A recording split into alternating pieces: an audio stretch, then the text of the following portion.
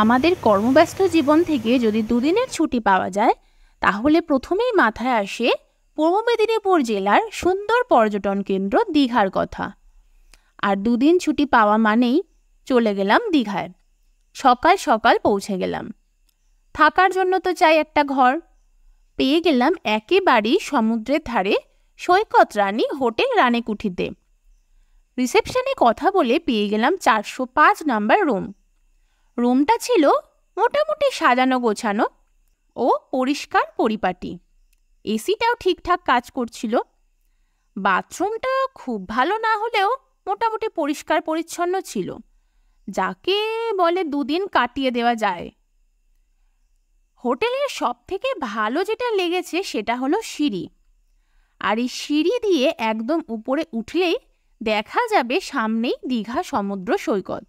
Just awesome. এখান থেকে বসেই আপনি পেয়ে যাবেন সমুদ্রের ধারে বসার আনন্দ। আর এখান থেকেই সমুদ্রের ধারে যেসব দোকানপাট আছে তা আপনি দেখতে পেয়ে যাবেন। তাতেই আপনার সমস্ত পয়সা মোটামুটি মনে হয় শোধ হয়ে যাবে।